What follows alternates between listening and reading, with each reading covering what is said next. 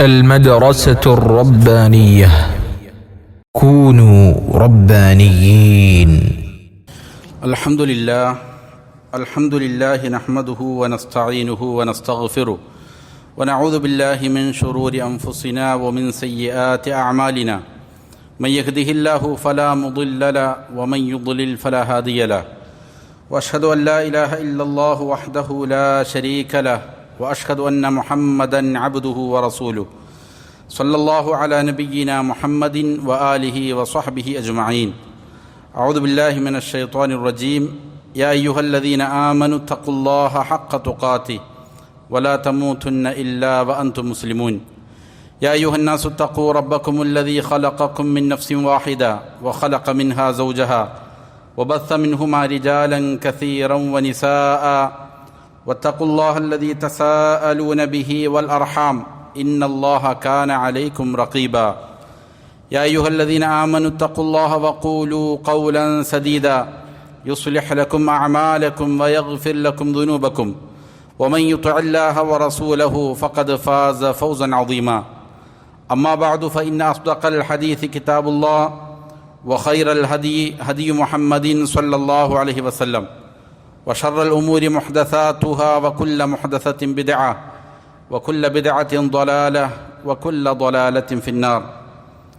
ബഹുമാനമുള്ള സഹോദരങ്ങളെ, സത്യവിശ്വാസികളെ, അള്ളാഹുവിന് തഖ്വ ചെയ്ത് സൂക്ഷ്മതയാർന്ന ക്രമവും ചിട്ടയുമുള്ള ജീവിതം നയിക്കാൻ എന്നോടും നിങ്ങൾ ഓരോരുത്തരോടും വസിയ്യത്ത് ചെയ്യുന്നു, ഉണർത്തുന്നു.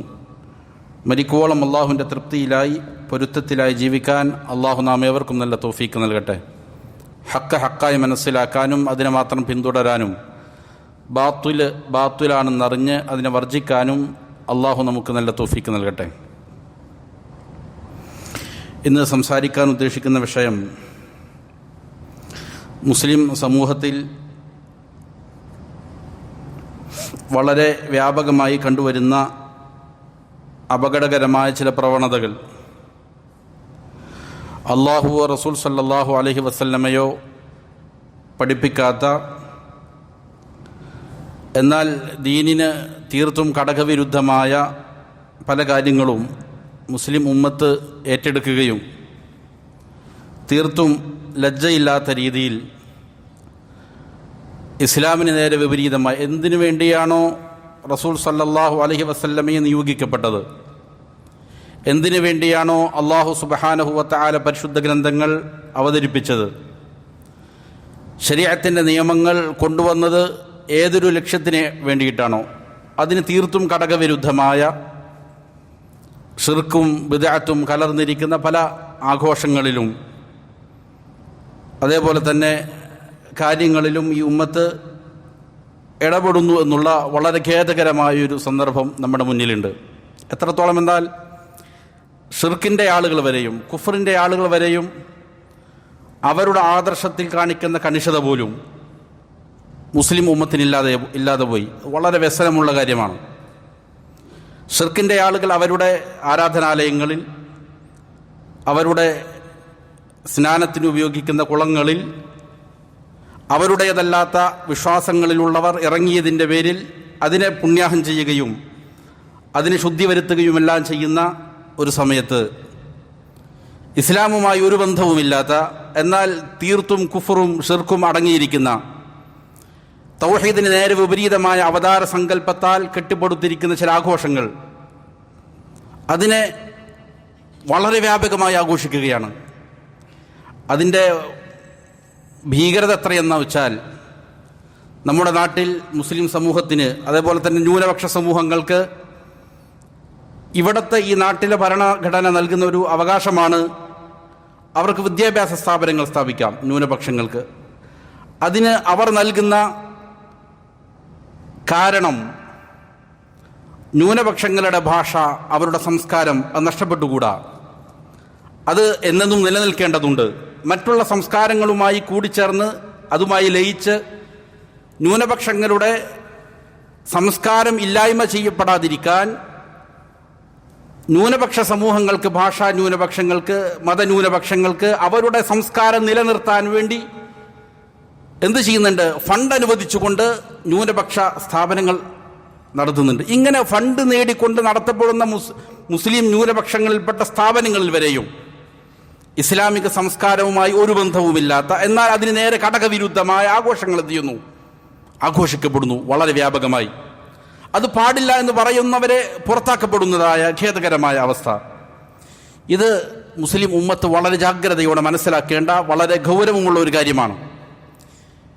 പരിശുദ്ധ ദീനുൽ ഇസ്ലാം വളരെ കണിശമായി ഒരു മുസ്ലിമിൻ്റെ ജീവിതം എങ്ങനെയായിരിക്കണമെന്ന് പഠിപ്പിക്കുന്നുണ്ട്. ഏത് മേഖലയിലും, അവൻ്റെ വ്യക്തിജീവിതമാകട്ടെ, കുടുംബമാകട്ടെ, അവൻ്റെ രാഷ്ട്രീയമാകട്ടെ, അവൻ്റെ സാമ്പത്തികമാകട്ടെ, ഇബാദാത്തുകളാകട്ടെ, സാമൂഹിക രംഗങ്ങളാകട്ടെ, എവിടെയും കണിശമായി ഇസ്ലാം പഠിപ്പിക്കുന്നുണ്ട് കാര്യങ്ങൾ. എങ്ങനെയാണ് നിങ്ങൾ കാര്യങ്ങൾ മനസ്സിലാക്കേണ്ടതെന്ന്. ഒരു ഹദീസ് കാണാം. നബി സല്ലല്ലാഹു അലൈഹി വസല്ലമ മദീനയിലേക്ക് വന്നു ഹിജ്റ ചെയ്ത്.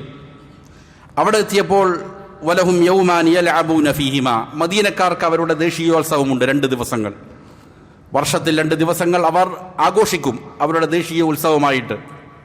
ഇത് കണ്ടപ്പോൾ നബി സല്ലല്ലാഹു അലൈഹി വസല്ലം ചോദിച്ചു, മാ ഹാദാനി യൗമാൻ, എന്താണ് ഈ ദിവസങ്ങളുടെ പ്രത്യേകത, എന്താണിത്? അപ്പോൾ അവർ പറഞ്ഞു, കുന്നാ നൽഅബു ഫീഹിമാ ഫിൽ ജാഹിലിയ്യ, ജാഹിലിയ്യ കാലത്ത് ഇസ്ലാമിലേക്ക് ഞങ്ങൾ വരുന്നതിന് മുമ്പ് ഈ 2 ദിവസങ്ങളിൽ ആഘോഷങ്ങളാണ്, കളികളാണ്, വിനോദങ്ങളാണ്, അങ്ങനെ ആഘോഷിക്കുന്ന ഉത്സവമാണ് അവരുടെ ഈ 2 ദിവസങ്ങൾ. നബി സല്ലല്ലാഹു അലൈഹി വസല്ലം പറഞ്ഞു, ഖദ് അബ്ദലകുമുല്ലാഹു ബിഹിമാ ഖൈറൻ മിൻഹുമാ, ഈ 2 ആഘോഷങ്ങളെയും അള്ളാഹു നിങ്ങൾക്ക് മാറ്റിയിട്ട് അതിനേക്കാൾ ഖൈറായതിന് പകരം നൽകിയിരിക്കുകയാണ്.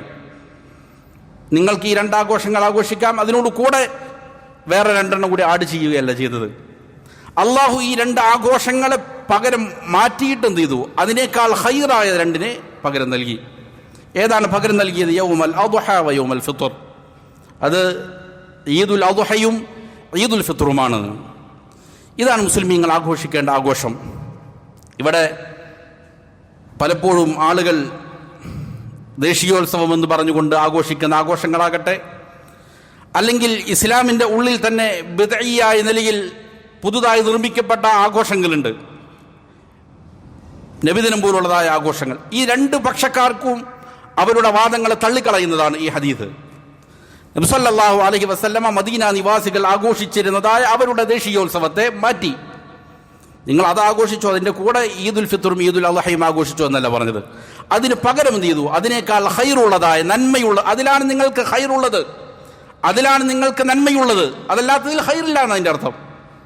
നബി സല്ലല്ലാഹു അലൈഹി വസല്ലം നിങ്ങൾക്ക് ഖൈറുണ്ട് എന്ന് പഠിപ്പിച്ചത് 2 ആഘോഷങ്ങളിലാണ്, അതല്ലാതെ വേറൊരു ദിനം നബി പഠിപ്പിച്ചില്ല. നബി സല്ലല്ലാഹു അലൈഹി വസല്ലമയുടെ ജന്മദിനത്തിൽ റബീഉൽ അവ്വൽ 12 ആഘോഷിക്കാൻ നബി സല്ലല്ലാഹു അലൈഹി വസല്ലം പഠിപ്പിച്ചില്ല. ഈ 2 ആഘോഷങ്ങളാണ് നബി സല്ലല്ലാഹു അലൈഹി വസല്ലം അവർക്ക് പകരമായി നൽകിയത്. ഇത് എന്തുകൊണ്ടാണ് നമ്മളിങ്ങനെ ഇതിനെ എതിർക്കുന്നത്, ഇങ്ങനെയുള്ള ആഘോഷങ്ങളെ? ഇത് പരിശുദ്ധ ഖുർആനും തിരുസുന്നത്തുമെല്ലാം അത് ശക്തമായി ദീനിലേക്ക് പുതിയതായ കാര്യങ്ങൾ കൊണ്ടുവരുന്നതിനെ എതിർത്തിട്ടുണ്ട് എന്നുള്ളതാണ്. തഹദീർ ചെയ്തിട്ടുണ്ട്, ശക്തമായി എതിർത്തിട്ടുണ്ട്. നബി സല്ലല്ലാഹു അലൈഹി വസല്ലമ തൻ്റെ ഖുതുബകളിൽ, പ്രത്യേകിച്ചും ജുമുഅ ദിവസങ്ങളിലെല്ലാം തന്നെ മുസ്ലിം ഉദ്ധരിക്കുന്ന ഹദീസിൽ കാണാം, റസൂൽ സല്ലല്ലാഹു അലൈഹി വസല്ലമ മിമ്പറിൽ കയറിയാൽ പറയുമായിരുന്നു, അമ്മാ ബഅദു ഫഇന്ന ഖൈറൽ കലാമി കലാമുല്ലാഹ്. എല്ലാ ഖുതുബകളിലും നബി പറയുന്നതാണ്, കേവലം ഇങ്ങനെ കേൾക്കാനല്ല, ഒരു രസത്തിനിങ്ങനെ പാടി താളത്തിനൊപ്പിച്ച് പറയാനുമല്ല. അതിലടങ്ങിയിരിക്കുന്ന ഏറ്റവും ഗൗരവമുള്ള കാര്യം ഇടയ്ക്കിടെ നബി സല്ലല്ലാഹു അലൈഹി വസല്ലം ഓർമ്മപ്പെടുത്തുകയാണ്, മുഅ്മിനീങ്ങളെ, വിശ്വാസികളെ ഓർമ്മപ്പെടുത്തുകയാണ്, ഇടയ്ക്കിടെ ഓർമ്മപ്പെടുത്തുകയാണ്. ഇടയ്ക്കിടെ ഓർമ്മപ്പെടുത്താനുള്ള കാരണം എന്താണെന്ന് ശേഷം പറയും ഇൻഷാ അല്ലാഹ്. എന്താണ് പറയുന്നത്? കലാമുകളിൽ ഏറ്റവും ഖൈറായ കലാം അള്ളാഹുവിൻ്റെ കലാമാണ്. വഖൈറൽ ഹദി ഹദി മുഹമ്മദിൻ സല്ലല്ലാഹു അലൈഹി വസല്ലം, ഏറ്റവും നല്ല ചര്യ മുഹമ്മദ് സല്ലല്ലാഹു അലൈഹി വസല്ലമയുടെ ചര്യയാണ്, മാർഗമാണ്. വശറൽ ഉമൂരി മുഹ്ദസാതുഹാ, കാര്യങ്ങളിൽ ഏറ്റവും നാശം നിറഞ്ഞത് ദീനിലേക്ക് പുതുതായി കൊണ്ടുവരുന്ന മുഹ്ദസാത്തുകളാണ്, പുത്തൻവാദങ്ങളാണ്. വകുല്ല ബിദ്അത്തിൻ ളലാല, അങ്ങനെയുള്ള മുഴുവൻ ബിദ്അത്തുകളും വഴിപിഴച്ച വഴികേടുകളാണ് എന്ന് നബി സല്ലല്ലാഹു അലൈഹി വസല്ലം എല്ലാ ഖുതുബകളിലും പറയും. എന്തിനാണ് ഇത് പറയുന്നത്? ഇത് വളരെ ഗൗരവമുള്ള കാര്യമാണ് എന്നുള്ളതിനാലാണ്. മറ്റൊരു ഹദീസിൽ കാണാം, ഇമാം തുർമുദിയും അബൂദാവൂദും എല്ലാം ഉദ്ധരിക്കുന്നു, നബി സല്ലല്ലാഹു അലൈഹി വസല്ലം പറഞ്ഞു, എനിക്ക് ശേഷം നിങ്ങളിൽ ആരെങ്കിലും ജീവിക്കുകയാണെങ്കിൽ നിങ്ങൾ വ്യത്യസ്ത അഭിപ്രായ ഭിന്നതകൾ കാണാനിടയാകും. ഫഅലൈക്കും ബിസുന്നതി വസുന്നത്തിൽ ഖുലഫാഇർ റാഷിദീനൽ മഹ്ദിയ്യീന മിൻ ബഅദി, എൻ്റെ സുന്നത്തിനെയാണ് നിങ്ങൾ പിടിക്കേണ്ടത്. എനിക്ക് ശേഷം വരുന്ന ഖുലഫാഉർ റാഷിദീങ്ങളുടെ സന്മാർഗം സിദ്ധിച്ചതായ ഖുലഫാക്കളുടെ മാർഗത്തെയാണ്, അവർ ചെയ്തതിനെയാണ് നിങ്ങൾ എന്ത് ചെയ്യേണ്ടത്? മുറുകെ പിടിക്കേണ്ടത്. തമസ്സകൂ ബിഹാ വഅദ്ദു അലൈഹാ ബിന്നവാജിദ്, അതിനെ നിങ്ങൾ മുറുകെ പിടിക്കണം, അണപ്പല്ല് കൊണ്ട് കടിച്ചു പിടിക്കണം ആ സുന്നത്തിന്. വഇയ്യാകും വമുഹ്ദസാത്തിൽ ഉമൂർ, പുതിയ കാര്യങ്ങളെ ഉണ്ടാക്കുന്നതിനെ നിങ്ങൾ സൂക്ഷിക്കേണ്ടതുണ്ട്, ജാഗ്രത പാലിക്കേണ്ടതുണ്ട്. ഫഇന്ന കുല്ല ബിദ്അത്തിൻ ളലാല, കാരണം അങ്ങനെ പുതുതായി ദീനിലേക്ക് നിർമ്മിച്ചു കൊണ്ടുവരുന്ന മുഴുവനും ളലാലത്താണ്, വഴികേടാണ് എന്ന് നബി സല്ലല്ലാഹു അലൈഹി വസല്ലം പറയുന്നു. ഇമാം ബുഖാരി മുസ്ലിം ഉദ്ധരിച്ച ഹദീസിൽ കാണാം, ആയിഷത്തു സിദ്ദീഖ റളിയല്ലാഹു അൻഹ പറയുന്നു, നബി സല്ലല്ലാഹു അലൈഹി വസല്ലം പറഞ്ഞു, മൻ അഹദസ ഫീ അംരിനാ ഹാദാ മാ ലൈസ മിൻഹു ഫഹുവ റദ്ദുൻ, നമ്മുടെ ഈ ദീനിൽ നമ്മുടെ കൽപ്പനയില്ലാത്ത, അള്ളാഹു പഠിപ്പിക്കാത്ത, റസൂൽ പഠിപ്പിക്കാത്ത ഒരു കാര്യം ആരെങ്കിലും പുതുതായി കൊണ്ടുവന്നാൽ തള്ളപ്പെടുന്നതാണ്, അത് സ്വീകാര്യമല്ല എന്ന് നബി സല്ലല്ലാഹു അലൈഹി വസല്ലം പറഞ്ഞു. മറ്റൊരു ഹദീസ് കാണാം, ഒരിക്കൽ നബി സല്ലല്ലാഹു അലൈഹി വസല്ലമയുടെ പത്നിമാരുടെ വീടുകളിൽ 3 സ്വഹാബികൾ വന്നു. നമുക്കറിയാവുന്ന ചരിത്രമാണ്, വിശദീകരിക്കുന്നില്ല. 3 സ്വഹാബികൾ വന്നത് നബി സല്ലല്ലാഹു അലൈഹി വസല്ലമയുടെ ആരാധനകളുടെ രീതി എങ്ങനെയാണെന്ന് അറിയാനാണ്. അവർ ചോദിച്ചു, മനസ്സിലാക്കി. അതിനുശേഷം അവർ പറഞ്ഞു, ഐന നഹ്നു മിൻ റസൂലില്ലാ സ്വല്ലല്ലാഹു അലൈഹി വസല്ലം ഖദ് ഗുഫിറ ലഹു മാ തഖദ്ദമ മിൻ ദംബിഹി വമാ തഅഖർ, പാപങ്ങൾ അഖിലവും പൊറുക്കപ്പെട്ടതായ റസൂൽ സ്വല്ലല്ലാഹു അലൈഹി വസല്ലമയുടെ അടുക്കൽ നാം ആരാണ്? നമ്മൾ ചെറിയ ആളുകൾ, മോശക്കാരാണ്. അതുകൊണ്ട് അവർ ചില തീരുമാനങ്ങൾ എടുക്കുകയാണ്. ആ ഹദീസിൽ പറയുന്നത് കാണാം, അവരെന്ത് ചെയ്തു? കഅന്നഹും തഖാല്ലുഹ, നബിയുടെ ഇബാദത്തുകളെ കുറച്ചായിട്ട് അവരെന്ത് ചെയ്തു കണ്ടു. നബി ചെയ്യുന്നതായ ആരാധനകൾ, നബിയുടെ നോമ്പ്, നബിയുടെ നമസ്കാരം, അദ്കാറുകൾ, ഇത് വളരെ കുറവാണ്. നബി സല്ലല്ലാഹു അലൈഹി വസല്ലം അള്ളാഹുവിൻ്റെ അടുക്കൽ ഏറ്റവും സ്വീകാര്യനാണ്, നമുക്കത് പോരാ എന്ന് കണ്ടിട്ട് അവർ പറഞ്ഞു, ഒരാൾ പറഞ്ഞു, അമാ അന ഫഅസൂമുദ് ദഹറ ഫലാ ഉഫ്തിർ, ഞാൻ ഈ എല്ലാ ദിവസവും നോമ്പെടുക്കും, നോമ്പ് മുറിക്കുന്ന ദിവസങ്ങൾ ഉണ്ടാവുകയില്ല. നല്ല കാര്യമാണ് നോമ്പെടുക്കുന്നത്, എല്ലാ ദിവസവും ഞാൻ നോമ്പെടുക്കുമെന്നൊരു സഹാബി പറഞ്ഞു. വേറൊരു സഹാബി പറഞ്ഞു, വാന അഖൂമുൽ ലൈൽ ഫലാ അനാം, ഞാൻ രാത്രി മുഴുവനും നിന്ന് നമസ്കരിക്കും, ഉറങ്ങുകയില്ല. രാത്രി നമസ്കാരം എത്ര പുണ്യമുള്ള കാര്യമാണ്, എത്രയോ ശ്രേഷ്ഠതകളാണ് ഖുർആനിലും സുന്നത്തിലും അതിൽ വന്നിരിക്കുന്നത്. ഞാൻ മുഴുവൻ നമസ്കരിക്കുമെന്നാണ് സഹാബി പറഞ്ഞത്. മൂന്നാമതൊരു സഹാബി പറഞ്ഞു, വഅന അഅ്തസിലുൻ നിസാ, ഞാൻ വിവാഹം കഴിക്കുകയില്ല, മുഴുവൻ ഇബാദത്തുകളിലായിട്ട് നിലകൊള്ളും എന്ന് മൂന്നാമത് സഹാബി. നബി സല്ലല്ലാഹു അലൈഹി വസല്ലമയുടെ അടുക്കൽ വാർത്തയെത്തി. നബി സല്ലല്ലാഹു അലൈഹി വസല്ലമ വളരെ ഗൗരവത്തോടെ ഉമ്മത്തിനെ പഠിപ്പിച്ച കാര്യമാണിത്. ഇന്നമാ അന അഅലമുകും ബില്ലാഹ്, നിങ്ങളിൽ അള്ളാഹുവിനെ കുറിച്ച് ഏറ്റവും നന്നായി അറിയുന്നവൻ ഞാനാണ്. വഅഖ്ശാകും ലഹ്, അള്ളാഹുവിനെ ഏറ്റവും നല്ല രീതിയിൽ ഭയപ്പെടുന്നവനും ഞാൻ തന്നെയാണ്. വലാകിന്നി അഖൂമു വഅനാം, ഞാൻ രാത്രി നമസ്കരിക്കും, രാത്രി ഉറങ്ങുകയും ചെയ്യും. വഅസൂമു വഅഫ്തിർ, ഞാൻ ചില ദിവസങ്ങളിൽ നോമ്പനുഷ്ഠിക്കും, ചില ദിവസങ്ങളിൽ നോമ്പ് വിടുകയും ചെയ്യും. വഅതസവ്വജു നിസാ, ഞാൻ സ്ത്രീകളെ വിവാഹം കഴിക്കലുമുണ്ട്.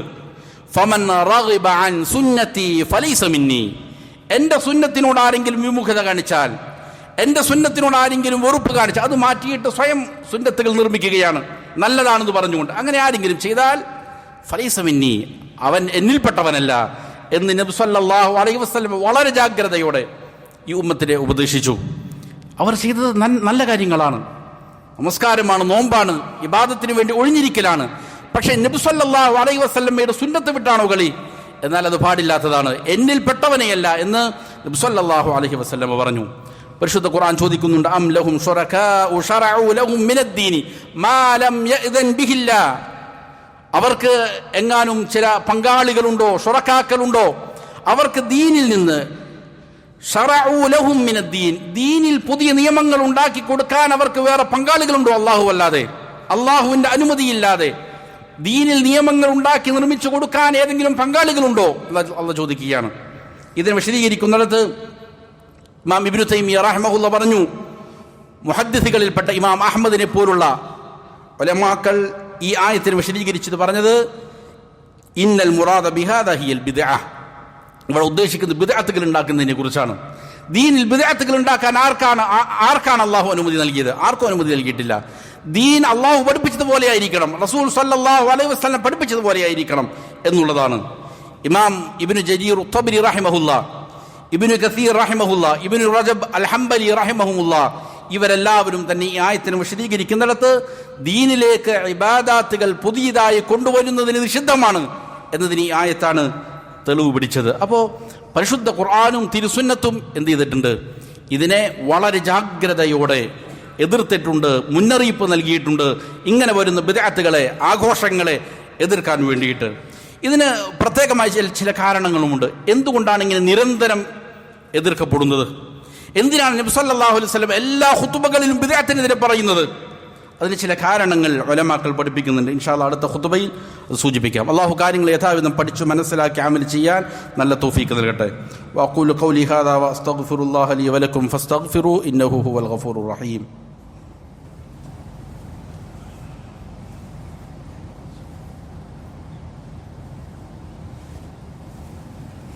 അൽഹംദുലില്ലാഹി റബ്ബിൽ ആലമീൻ വസല്ലല്ലാഹു വസല്ലമ അലാ നബിയ്യിനാ മുഹമ്മദിൻ വആലിഹി വസഹ്ബിഹി അജ്മഈൻ. ബഹുമാനമുള്ള സഹോദരങ്ങളെ, അള്ളാഹുവിന് തഖ്വ ചെയ്ത് സൂക്ഷ്മതയോടെ ജീവിക്കാൻ ഒരിക്കൽ കൂടി എന്നോടും നിങ്ങൾ ഓരോരുത്തരോടും വസിയ്യത്ത് ചെയ്യുന്നു, ഉണർത്തുന്നു. എന്തുകൊണ്ടാണ് നിരന്തരം ബിദ്അത്തുകൾക്കെതിരെ പറയേണ്ടി വരുന്നത്? അതിന് ചില കാരണങ്ങളുണ്ട്. ഉലമാക്കൾ പറയുന്നത് കാണാം. അത് ഏറ്റവും പ്രധാനപ്പെട്ട ഒരു കാരണം, ഏത് ബിദ്അത്തുകൾ ഉണ്ടെങ്കിലും അതിൽ ഖൈറായ വശവും ഉണ്ടാകും, ഷർറായ വശവും ഉണ്ടാകും. അതുകൊണ്ട് തന്നെ ആളുകൾക്ക് ഈ വിഷയത്തിൽ വലിയ ആശയക്കുഴപ്പം ഉണ്ടാകും എന്നുള്ള കാരണത്താലാണ്. ബിദ്അത്തുകൾ ഏതെടുത്ത് നോക്കിയോ അതിൽ ഒരു ഭാഗം ഖൈർ കാണാൻ സാധിക്കും, മറ്റൊരു ഭാഗം എന്തും കാണാൻ പറ്റും, ഷർറും ഉണ്ടാകും. ഇത് രണ്ടും കൂടുമ്പോൾ ആളുകൾക്ക് വലിയ ആശയക്കുഴപ്പമുണ്ടാകും. ഏതാണ് ശരി? അവർ പറയുന്നത് ശരിയാണ്, ഇവർ പറയുന്നത് ശരിയാണ്. ഇങ്ങനെ ആശയക്കുഴപ്പം ഉണ്ടാകാനുള്ള സാധ്യതയുണ്ട് എന്നുള്ളതിനാലാണ് നിരന്തരം ഇതിനെക്കുറിച്ച് പറയുന്നത്. ഷെയ്ഖുൽ ഇസ്ലാം ഇബ്നു തൈമിയ്യ റഹിമഹുല്ലാ, ഇബ്നുൽ ഖയ്യിം റഹിമഹുല്ലാ, ഇവരെല്ലാവരും പറഞ്ഞൊരു കാര്യം കാണാം. മാ മിൻ ബിദ്അത്തിൻ ഇജ്തമഅ അലൈഹാ ത്വായിഫത്തുൻ മിനൻ നാസ്.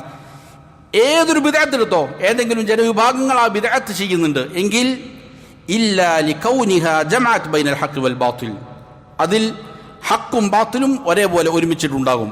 അതുകൊണ്ടാണ് ആളുകൾ അതിന് ബിദ്അത്തായിട്ട് സ്വീകരിച്ചിരിക്കുന്നത്, അതിനെ ഇബാദത്തായി കൊണ്ടുവരുന്നത്. അതുകൊണ്ടാണ് അത് എന്ത് ചെയ്യും? ഫയൽതമിസു അംറുഹാ അലന്നാസ്, ജനങ്ങളുടെ ഇടയിൽ ആശയക്കുഴപ്പമുണ്ടാകും. അതുകൊണ്ട് തന്നെ ഖൈറാണോ ഷർറാണോ, ഏതാണ് ശരി, ഏതാണ് തെറ്റ്, ഏതാണ് ഹക്ക് ബാത്തിൽ, ഇത് ആളുകൾക്ക് മനസ്സിലാക്കാൻ സാധിക്കാത്തൊരു കാര്യമുണ്ടാകും.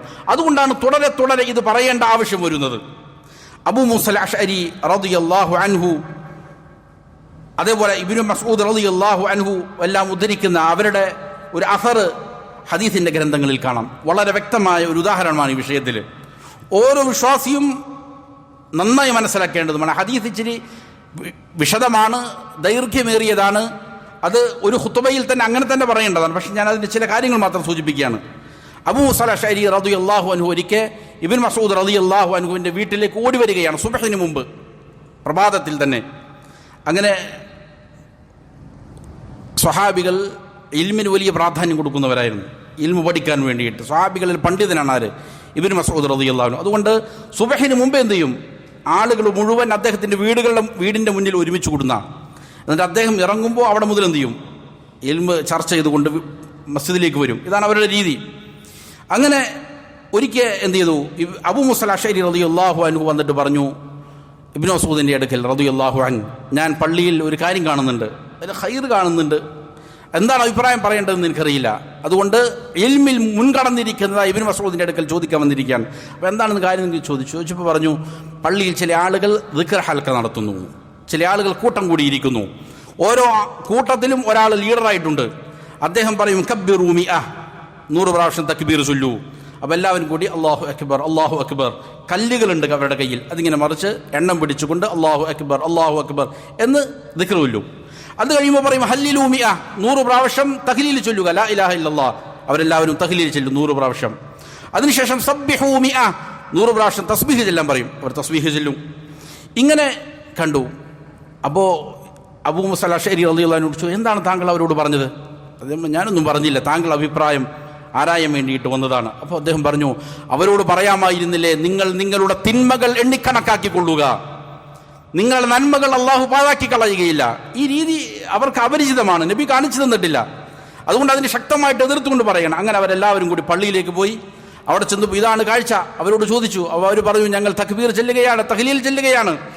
അദ്ദേഹം പറഞ്ഞു, വൈഹക്കും യാ ഉമ്മത്ത മുഹമ്മദ്, അല്ലയോ മുഹമ്മദ് നബിയുടെ സമൂഹമേ, നിങ്ങൾക്ക് നാശം.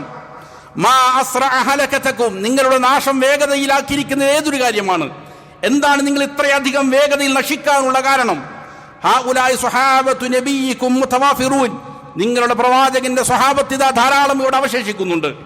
വഹാദിഹി സിയാബുഹു ലം തബ്ല, നബിയുടെ വസ്ത്രങ്ങൾ നുരുമ്പി പോകാതെ ഇവിടെ കിടക്കുന്നുണ്ട്. വആനിയതുഹു ലം തുക്സർ, നബിയുടെ പാത്രങ്ങൾ, ഉപയോഗിച്ച പാത്രങ്ങൾ ഇതാ പൊട്ടാതെ ഇവിടെ നിലനിൽക്കുന്നുണ്ട്. അതിനു മുമ്പേ നിങ്ങൾ നാശത്തിലേക്ക് പോവുകയാണോ? ആരോടാണ് ഇത് ചോദിക്കുന്നത്? ദിക്ർ ഹൽക്ക നടത്തിയ ആളുകളോടാണ് ചോദിക്കുന്നത്. കള്ളു കുടിക്കാൻ പോയവരോടല്ല, വ്യഭിചരിക്കാൻ പോയവരോടല്ല, പലിശ വാങ്ങാൻ പോയവരോടല്ല ഈ ചോദ്യം ചോദിക്കുന്നത്. പള്ളിയിൽ ഒരുമിച്ച് കൂടിയിരുന്ന് ദിക്ർ ഹൽക്ക നടത്തിയ ആളുകളോടാണ് സ്വഹാബികളെ പണ്ഡിതൻ ഇബ്നു മസ്ഊദ് റളിയല്ലാഹു അൻഹു ഈ ചോദ്യം ചോദിക്കുന്നത്. എന്നിട്ട് പറഞ്ഞു, വല്ലദീ നഫ്സി ബിയദി, അല്ലാഹുവാണ് സത്യം, ഇന്നകും ലഅലാ മില്ലത്തിൻ ഹിയ അഹ്ദാ മിൻ മില്ലത്തി മുഹമ്മദി സ്വല്ലല്ലാഹു അലൈഹി വസല്ലം. രണ്ട് കാര്യങ്ങൾ പറയാണ്. ഒന്നുകിൽ നിങ്ങൾ മുഹമ്മദ് നബിയുടെ ഉമ്മത്തിനേക്കാൾ സന്മാർഗം ലഭിച്ച വേറെ ഏതോ ഉമ്മത്താണ്. കാരണം മുഹമ്മദ് നബിക്ക് ഇങ്ങനെ ഒരു വഹി കിട്ടിയിട്ടില്ല, മുഹമ്മദ് നബിയുടെ സ്വഹാബത്തിന് ഈ വഹി നൽകപ്പെട്ടിട്ടില്ല. വേറെ എവിടെ നിന്നോ വഹി നൽകപ്പെട്ട അതിനേക്കാൾ ഹിദായത്ത് ലഭിച്ച ഏതെങ്കിലും സമൂഹമാണ് നിങ്ങൾ. അതല്ല എങ്കിൽ ഔ മുഫ്തതിഹു ബാബിൽ വലാല, നിങ്ങൾ വലാലത്തിന്റെ വാതിലുകളാണ് തുറക്കുന്നത്. ഒന്നുകിൽ നിങ്ങൾ വേറെ ഏതോ സമൂഹമാണ്, മുഹമ്മദ് നബിയുടെ ഉമ്മത്തല്ല. അതല്ലെങ്കിൽ നിങ്ങൾ മുഹമ്മദ് നബിയുടെ ഉമ്മത്തിൽ വലാലത്തിന്റെ വാതിലുകളാണ് തുറക്കുന്നത് എന്ന് ഇബ്നു മസ്ഊദ് റളിയല്ലാഹു അൻഹു ശക്തമായ താക്കീത് നൽകി. എന്നിട്ട് എന്ത് ചെയ്തു? അവിടെ നിന്ന് പറഞ്ഞു. അപ്പൊ അവർ പറഞ്ഞു, വല്ലാഹി യാ അബാ അബ്ദുറഹ്മാൻ മാ അറദ്നാ ഇല്ലൽ ഖൈർ, അല്ലാഹുവാണ് സത്യം, നന്മയല്ലാതെ ഞങ്ങളൊന്നും ഉദ്ദേശിക്കുന്നില്ല. ഇതാണ് അവർ പറഞ്ഞത്. നന്മയല്ലാതെ ഞങ്ങളൊന്നും ഉദ്ദേശിക്കുന്നില്ല. ദിക്റുകളാണ് പറയുന്നത്, സ്വലാത്തുകളാണ് പറയുന്നത്, തസ്ബീഹുകളാണ് പറയുന്നത്, പ്രവാചക സ്നേഹത്തിന്റെ പേരിലാണ് പറയുന്നത്. നമ്മുടെ നാടുകളിലുള്ള മുബ്തദിഅകൾ പറയുന്ന അതേ വാദം, സ്വഹാബികളുടെ കാലത്തിലെ ബിദ്അകൾ പറഞ്ഞ വാദമാണിത്. എന്നെന്ത് ചെയ്തു? അദ്ദേഹത്തിന് മറുപടി നൽകി. അപ്പോൾ ഇതാണ് പ്രധാനപ്പെട്ട ഒരു കാരണം. അപ്പോൾ ഇബ്നു മസ്ഊദ് ചോദിച്ചു, വകം മിൻ മുരീദിൻ ലിൽ ഖൈരി ലൻ യുസീബ, നന്മ ഉദ്ദേശിക്കുന്ന എത്രയോ ആളുകളുണ്ട്, നന്മ ഉദ്ദേശിച്ച് പലതും ചെയ്യും, പക്ഷെ നന്മ അവരിലേക്ക് അടുക്കുക പോലുമില്ല, ലഭിക്കുകയില്ല എന്ന് ഇബ്നു മസ്ഊദ് റളിയല്ലാഹു അൻഹു അവർക്ക് താക്കീത് നൽകി. ഇതാണ് ഒരു കാരണം. ഇതിൽ ഖൈറും ഉണ്ടാകാം, ഷർറും ഉണ്ടാകും. അപ്പം എന്തുണ്ടാകും? ആളുകൾക്ക് ആശയക്കുഴപ്പം. അതുകൊണ്ട് അത് പറഞ്ഞു കൊടുക്കേണ്ടതുണ്ട്. ദീനായിട്ട് നിങ്ങൾ ആചരിക്കേണ്ടത് അള്ളാഹ് പഠിപ്പിച്ചതാണ്, റസൂൽ സല്ലല്ലാഹു അലൈഹി വസല്ലം പഠിപ്പിച്ചതാണ്. ഇടയ്ക്കിടയ്ക്ക് ബോധിപ്പിച്ചുകൊണ്ടിരിക്കണം. രണ്ടാമത്തെ ഒരു കാര്യം, ബിദ്അത്തിന്റെ ആളുകളുടെ ധാരണ ഞങ്ങൾ വലിയ പുണ്യം ചെയ്യുന്നു എന്നുള്ളതാണ്. അതുകൊണ്ട് തന്നെ അവർ അതിൽ നിന്ന് തൗബ ചെയ്ത് മടങ്ങുകയില്ല. പാപം ചെയ്യുന്ന ഒരാൾ പെട്ടെന്ന് ഖേദിക്കും, അവർക്ക് പേടിയുണ്ടാകും, പശ്ചാത്താപം ഉണ്ടാകും. അതുകൊണ്ട് പെട്ടെന്ന് അവർ അള്ളാഹുവിലേക്ക് മടങ്ങും. ബിദ്അത്ത് ചെയ്യുന്ന ആളുകൾ അവരുടെ വാദം ഞങ്ങൾ വലിയ നന്മയിലാണ്, പുണ്യമാണ് ചെയ്യുന്നത്. അതുകൊണ്ട് അവരെന്ത് ചെയ്യില്ല? തൗബ ചെയ്ത് മടങ്ങുകയില്ല. സുഫിയാൻ സൗരി റഹിമഹുല്ല പറയുന്നത് കാണാം, ബിദ്അത്താണ് ശൈത്വാനിലേക്ക് പാപങ്ങളെക്കാൾ ഏറ്റവും ഇഷ്ടമുള്ള കാര്യം. ശൈത്വാനിന് ബിദ്അത്താണ്. കാരണം മുബ്തദി തൗബ ചെയ്യുകയില്ല, പാപം ചെയ്തവൻ എന്ത് ചെയ്യും? തൗബ ചെയ്ത് പെട്ടെന്ന് മടങ്ങും എന്ന് സുഫിയാൻ സൗരി റഹിമഹുല്ല പഠിപ്പിക്കുന്നത് കാണാൻ സാധിക്കും. ഇതാണ് രണ്ടാമത്തെ കാരണം. മൂന്നാമത്തെ കാരണം, ബിദ്അത്ത് ചെയ്യുന്ന ഏതൊരു സമൂഹം എടുത്തു നോക്കിയാലും അവർ അറിഞ്ഞുകൊണ്ടോ അറിയാതെയോ യഥാർത്ഥത്തിൽ വാദിക്കുന്നത് മുഹമ്മദ് സല്ലല്ലാഹു അലൈഹി വസല്ലമ കള്ളനാണെന്നാണ്. നഊദു ബില്ലാഹ്. മുഹമ്മദ് നബി സല്ലല്ലാഹു അലൈഹി വസല്ലമ വഞ്ചന കാണിച്ചു എന്നാണ് അവരുടെ വാദം. അവരറിഞ്ഞോ അറിയാതെയോ അതാണ് അവർ പറയുന്നത്. ഇമാം മാലിക് റഹിമഹുല്ല പറഞ്ഞതായി ഇമാം ഷാത്തുബി അദ്ദേഹത്തിന്റെ ഗ്രന്ഥത്തിൽ ഉദ്ധരിക്കുന്നുണ്ട്. ഇമാം മാലിക്കിന്റെ ശിഷ്യനിൽ നിന്ന് ഉദ്ധരിക്കുന്നത് കാണാം. ഇമാം മാലിക് പറഞ്ഞു, മനിബ്തദഅ ഫിൽ ദീനി ബിദ്അതൻ യറാഹാ ഹസന, ദീനിൽ ആരെങ്കിലും നല്ലതാണെന്നുള്ള ഭാവേന ഏതെങ്കിലും കാര്യം കൊണ്ടുവന്നാൽ, ദീനിലുള്ള കാര്യം തന്നെയാണ്, നല്ലതാണെന്നുള്ള ഭാവേന ദീനിലേക്ക് ആരെങ്കിലും എന്തെങ്കിലും കൊണ്ടുവന്നാൽ, ഫഖദ് സഅമ അന്ന മുഹമ്മദൻ സ്വല്ലല്ലാഹു അലൈഹി വസല്ലമ ഖാന റിസാല, മുഹമ്മദ് സ്വല്ലല്ലാഹു അലൈഹി വസല്ലമ വഞ്ചന കാണിച്ചു എന്നാണ് അവൻ വാദിക്കുന്നത്. അള്ളാഹു ഏൽപ്പിച്ചിരിക്കുന്ന ദൗത്യം മുഹമ്മദ് നബി പഠിപ്പിച്ചില്ല. അള്ളാഹു പറഞ്ഞിരുന്നു മുഹമ്മദ് നബിയോട് റബീഉൽ അവ്വൽ 12 ആഘോഷിക്കാൻ, പക്ഷെ നബി അത് പഠിപ്പിച്ചില്ല, നബി അത് മൂടിവെച്ചു എന്ന് പറയേണ്ടി വരും. ഇത് മുഹമ്മദ് സല്ലല്ലാഹു അലൈഹി വസല്ലം കാണിച്ച കളവാണ്, വഞ്ചനയാണെന്ന് പറയേണ്ടി വരും. കാരണം ഇമാം മാലിക് പറയുകയാണ്, അള്ളാഹു പഠിപ്പിച്ചിട്ടുണ്ട്, അൽ യൗമ അക്മൽതു ലക്കും ദീനക്കും വഅത്മംതു അലൈക്കും നിഅമതി, ഇന്നേ ദിവസം നിങ്ങളുടെ ദീൻ പരിപൂർണമാക്കി നൽകി എന്നാണ് പരിശുദ്ധ ഖുർആൻ പറഞ്ഞത്. പരിപൂർണമായ ദീനിൽ ഈ പറയുന്ന ആഘോഷം ആര് പഠിപ്പിച്ചില്ല? മുഹമ്മദ് നബി പഠിപ്പിക്കാതെ ഒളിപ്പിച്ചു വെച്ചു, വഞ്ചന കാണിച്ചു എന്നാണ് യഥാർത്ഥത്തിൽ അവൻ വാദിക്കുന്നത് എന്ന് പറയേണ്ടി വരും. അതുകൊണ്ട് വളരെ അപകടമാണിത്. നബി സല്ലല്ലാഹു അലൈഹി വസല്ലമയെ കളവാക്കുന്നതിന് തുല്യമാണ് ബിദ്അത്തുകൾ ചെയ്യുന്നത്. മറ്റൊരു കാര്യം, ബിദ്അത്തുകൾ പെട്ടെന്ന് സമൂഹത്തിൽ വ്യാപിക്കും എന്നുള്ള കാരണത്താലും അതിനെക്കുറിച്ച് എന്ത് ചെയ്യണം? ഇടയ്ക്കിടെ പറഞ്ഞുകൊണ്ടിരിക്കണം. കാരണം കഴിഞ്ഞ വർഷം കണ്ട ബിദ്അത്തായിരിക്കും ഈ വർഷം. നമുക്കറിയാം, ഓരോ വർഷവും ചെയ്യും കൂടിക്കൂടി വരും. അതിൻ്റെ തോത്, അതിൻ്റെ രൂപം, അതിൻ്റെ രീതികൾ വർദ്ധിച്ചു വരും. അതുകൊണ്ട് അതിനെതിരെ ജാഗ്രത പാലിക്കാൻ വേണ്ടിയിട്ട് എന്ത് ചെയ്യണം? ആളുകളെ ഉദ്ബോധിപ്പിച്ചുകൊണ്ടിരിക്കണം. മറ്റൊരു കാര്യം, ബിദ്അത്ത് തുടങ്ങുന്നത് ചെറിയ ബിദ്അത്തായിട്ടായിരിക്കും, പക്ഷേ അതിൻ്റെ അവസാനം വലിയ ഗുരുതരമായ കാര്യങ്ങളിലായിരിക്കും. ശിർക്കിലും കുഫറിലുമായിരിക്കും ഒരു പക്ഷേ അത് അവസാനിക്കുക. അതുകൊണ്ടും ബിദ്അത്തിനെ എതിർക്കപ്പെടേണ്ടതുണ്ട്. നേരത്തെ പറഞ്ഞ ഹദീസ് തന്നെ അതിനുള്ള തെളിവാണ്, അസർ ഇതിനുള്ള തെളിവാണ്. ഇബ്നു മസ്ഊദ് റളിയല്ലാഹു അൻഹു ആ സമൂഹത്തെ പള്ളിയിൽ ദിക്ർ ഹൽക്ക നടത്തിയ ആളുകളെ താക്കീത് ചെയ്തു, എന്നിട്ട് തിരികെ പോയി. ആ അസർ ഉദ്ധരിക്കുന്നിടത്ത് അംർ ബിൻ സലമ റഹിമഹുല്ലാ പറഞ്ഞത് കാണാം, റഅയ്നാ ആമ്മത ഉലൈക ൽഹിലഖി യുതാഇനൂന യൗമൻ നഖ്റവാനി മഅൽ ഖവാരിജ്. അവിടെ അന്ന് പള്ളിയിൽ മസ്ജിദുൻ നബവിയിൽ കൂടിയിരുന്ന് ദിക്ർ ഹൽക്ക നടത്തിയ ആളുകളിൽ അധികവും അവർ നെഹ്റുവാനിൽ ഖവാരിജിയാക്കളുമായി യുദ്ധം നടന്നു. വളരെ പ്രധാനപ്പെട്ട യുദ്ധമാണ്. അന്ന് ഖവാരിജിയാക്കളുടെ കൂട്ടത്തിൽ നിന്ന് അഹ്ലുസുന്നക്കെതിരെ ആയുധമേന്തിയവർ ഇക്കൂട്ടരായിരുന്നു. ഇബ്നു മസ്ഊദ് പറഞ്ഞ എത്ര ശക്തമാണ്, എത്ര വ്യക്തമാണ്. നിങ്ങൾ വലാലത്തിന്റെ വാതിലാണ് തുറക്കുന്നത് എന്നാണ് പറഞ്ഞത്. പള്ളിയിൽ ഒരുമിച്ച് കൂടിയിരുന്ന് നബി പഠിപ്പിക്കാത്ത രീതിയിൽ മൗലൂദ് കഴിച്ചപ്പോൾ, ദിക്ർ നടത്തിയപ്പോൾ നിങ്ങൾ വലാലത്തിന്റെ വാതിലാണ് തുറക്കുന്നത് എന്ന് ഇബ്നു മസ്ഊദ് റളിയല്ലാഹു അൻഹു മനസ്സിലായി. അവരുടെ തുടക്കം അതായിരുന്നു. പക്ഷേ എത്തപ്പെട്ടത് നരകത്തിലെ നായകൾ എന്ന് നബി സല്ലല്ലാഹു അലൈഹി വസല്ലം വിശേഷിപ്പിച്ച ആരുടെ കൂടെയാണ്? ഖവാരിജിയാക്കളുടെ കൂടെയാണ്.